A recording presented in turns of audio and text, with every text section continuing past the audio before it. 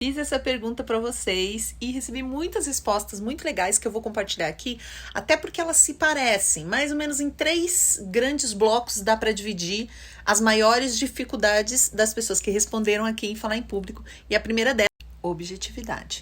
Conseguir falar o que a gente precisa e conduzir a nossa audiência para um rumo que a gente gostaria, ou mesmo construir acordos com essa audiência, né?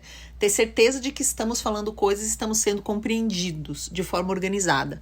Vou compartilhar todas as colocações parecidas aqui para vocês verem como é comum essa sensação de confusão, de que as palavras corretas não vêm à mente e a gente não consegue pronunciar da melhor maneira, fazendo com que o outro não compreenda o que a gente quer, ou pelo menos a gente tem essa sensação que o outro não está entendendo. Fico nervosa, acabo não falando tudo, depois fico com a sensação de conversa incompleta.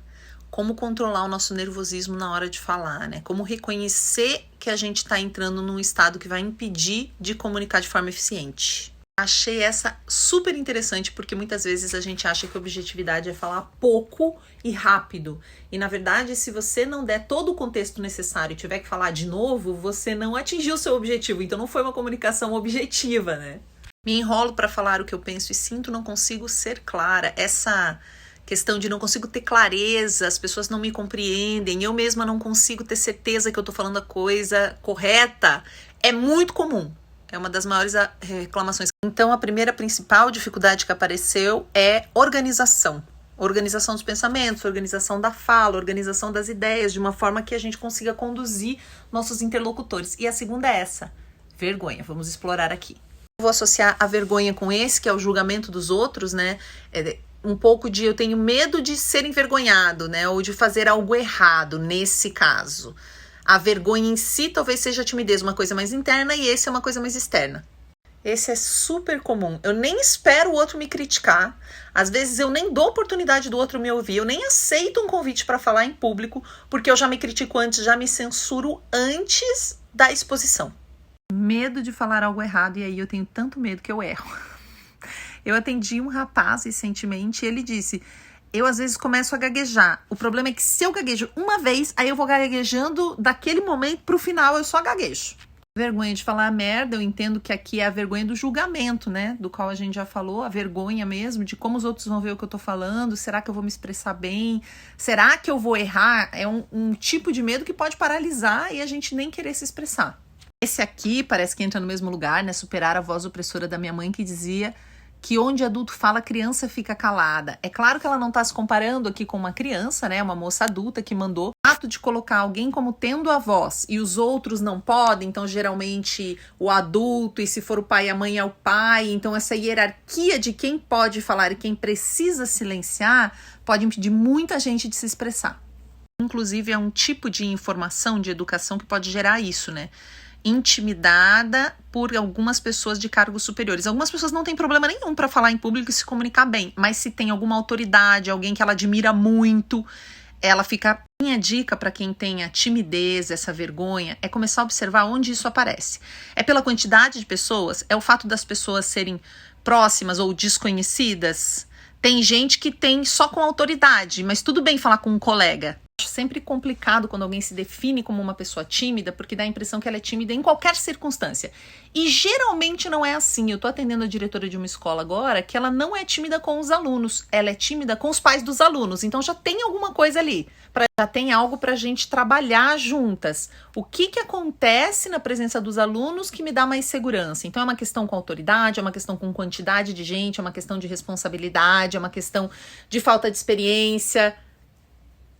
É bem raro uma pessoa ser tímida em todas as instâncias. Bem raro. Às vezes ela fala, sou tímida, mas com os melhores amigos ela é tranquilésima. Com a família ela tá ok. Agora, com pessoas que ela não conhece, ela pode ficar com mais timidez mesmo. Outra coisa importante para investigar sobre a timidez é se ela não é uma superioridade disfarçada de timidez. Porque eu sou tão superior, eu não posso errar, eu tenho que ser perfeita, que então é melhor eu nem fazer. Então eu informo todo mundo que eu sou tímida, porque daí eu não tenho que me expor. Só que aí eu perco também as possibilidades que a comunicação traz, né? Se eu chego numa empresa e já aviso, sou tímida, não me coloca para representar a empresa nas lives. Todo mundo, eu tô contando o quê, né? O que eu tô querendo dizer com isso para os outros? Essa vergonha, essa timidez também pode ter a ver com a sua confiança, a sua autoconfiança e como isso foi construído. Então, essa investigação também vai passar por aí. Ser confiante e concisa para poder cativar o interlocutor. Lá, tem gente que não é nada concisa, que até mente pra caramba, ou que é super prolixa, fala pra caramba, mas é confiante e cativa o interlocutor. Então, não necessariamente você tem que ser concisa, não. Não se policie. Aliás, tem gente que não é nada objetiva e que fala inverdades, fala mentira mesmo, e é compartilhada, engaja as audiências. Então, não é exatamente sobre ser concisa, mas certamente sobre ser confiante. Isso sim. E é aqui que está o ponto de la grande confusão com a palavra assertiva, porque uma pessoa assertiva é uma pessoa que confia muito no que está dizendo, mas não que ela esteja dizendo uma coisa efetiva, verdadeira e eficiente. Mas a gente usa tão trocado isso que já dentro desse segundo momento a gente tem o medo de falar em público, insegurança, né? Já tá aqui, eu não tinha visto que alguém tinha mandado com essa palavra, mas tá aqui a insegurança de falar em público mesmo, de se expressar, que tá envolvida com tudo aquilo que as outras pessoas já colocaram antes. Então, o primeiro tópico foi organização, argumentação e lógica. O segundo, timidez, insegurança, vergonha. E o terceiro, agressividade, ser direto e efetivo, vezes sincericídio. Olha a confusão aqui com a palavra assertiva de novo, né? Então, sou assertiva demais, direta, nem todos conseguem lidar com isso. Realmente, é impressionante como muita gente colocou esse ponto aqui. Acho que existe a questão... Vou ter que continuar no próximo. As histórias são curtos. Tem a questão da incompetência de algumas pessoas para entregar o que elas se comprometeram a fazer, e aí elas não conseguem lidar quando isso é apontado de alguma forma, mas é claro que tem a forma da gente ser direta. Aí esse é um ponto extremamente comum, mas que a gente tem que analisar caso a caso, para ver se a sua comunicação está sendo violenta ao invés de direta. O que quer dizer ser direto, né? É dizer, no fim das contas, dizer de uma vez... Como a gente está fazendo isso? Vou colocar aqui todos para vocês verem o quanto é comum. Na hora de pedir, quase sempre sai um tom autoritário. Então, sou muito direta e as pessoas não entendem. Sou sempre como autoritária, que ela já está se responsabilizando um pouco pela comunicação. Porque a gente só vai conseguir controlar a nossa parte, gente. Se o outro está reagindo de maneira X ou Y, é difícil da gente ordenar, mas a gente consegue consertar a nossa comunicação. Aprimorar, pelo menos, né? Olha aqui, me expressar sem magoar. Então, tá vindo muito isso, muito mesmo. Não passar a impressão de ser agressiva. Se muita gente está com essa impressão, provavelmente você está sendo agressiva mesmo. E aí a gente tem que olhar, respirar e entender o porquê. A gente está num momento de pandemia onde todo mundo está com o pavio mais curto. Tá bem difícil. Eu acabo falando bastante desse assunto aqui, porque eu posso chegar com o pé na porta, atropelando as pessoas, e quando a gente atropela as pessoas, a gente atropela os sentimentos. E pode até resolver a situação, só que atropela o relacionamento, e você vai precisar dele até para resolver a próxima situação de conflito que vai aparecer, porque a gente está vivo encarnado, trabalhando com as mesmas pessoas, morando com as mesmas pessoas, temos aí as pessoas que estão ao nosso redor, que geralmente são as mesmas em determinados núcleos. E como é que a gente faz se atropela o relacionamento?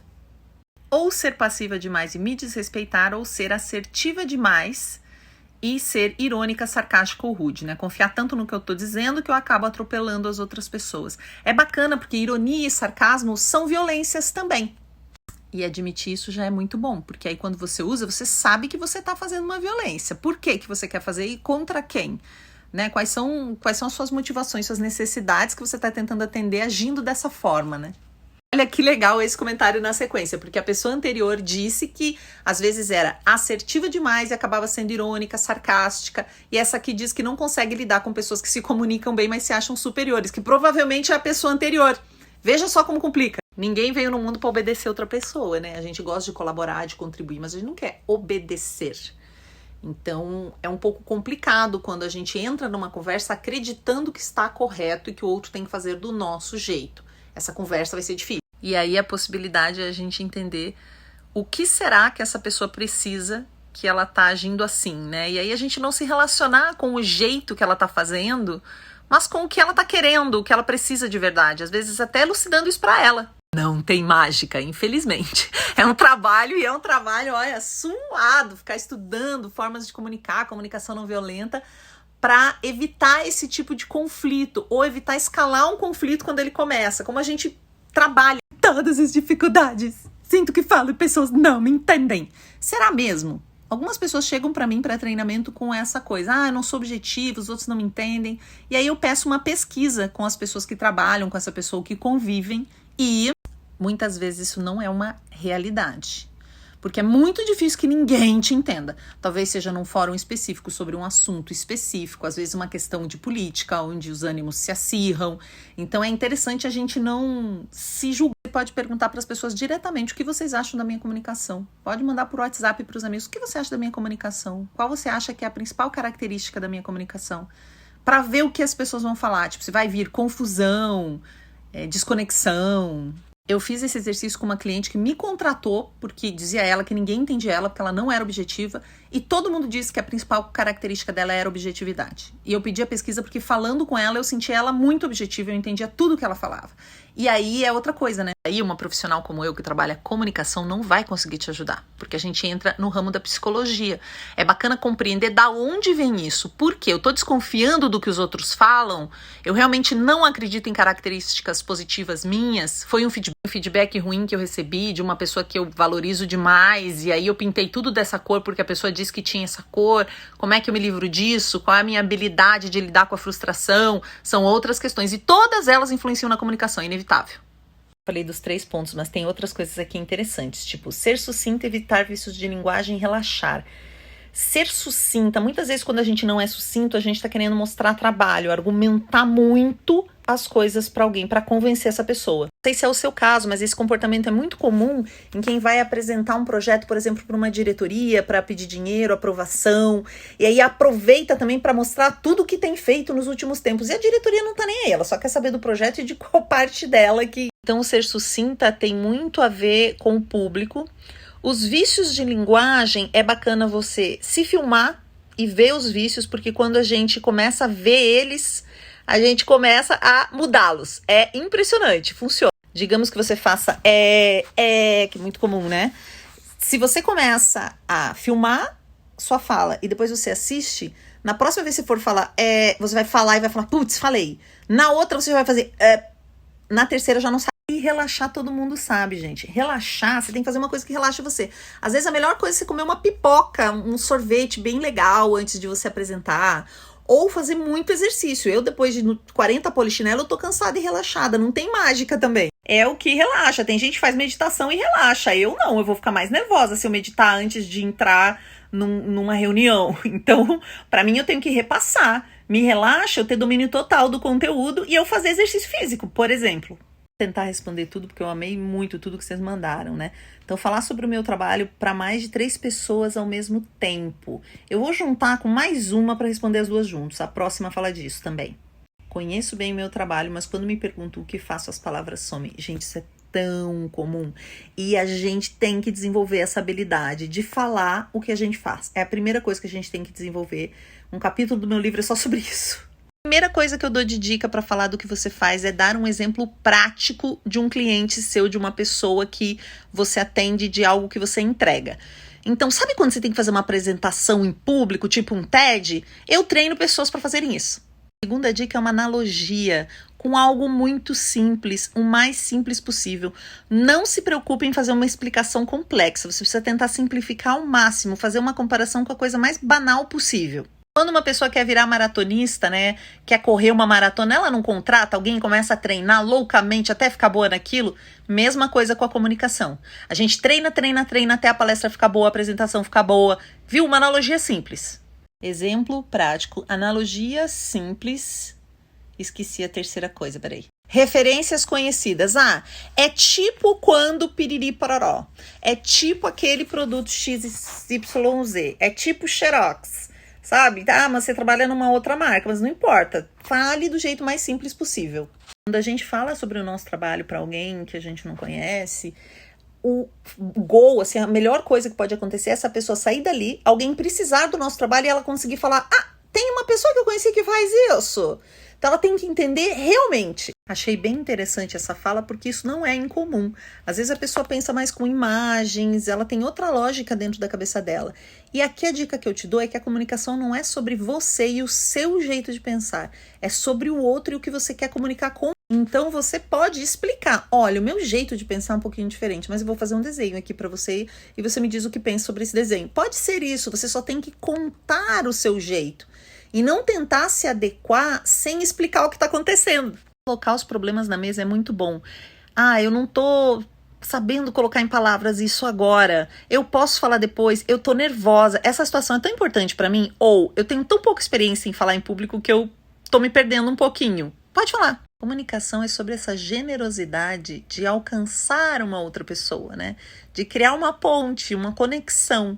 Então, qualquer coisa pode ser um assunto para puxar. É bacana você ter alguns assuntos na manga e tem coisas que são mais comuns e funcionam sempre, que é o tempo, família, se a pessoa tem irmãos, como ela chegou até ali. Perguntas abertas pode ajudar muito, né? Você vem sempre aqui? A pessoa fala sim ou não. Agora, o que você mais gosta desse lugar? São perguntas abertas. O que você mais gosta de tal coisa? Por que você escolheu tal coisa? Perguntas que permitam a pessoa discorrer sobre algo. São boas perguntas para puxar assunto.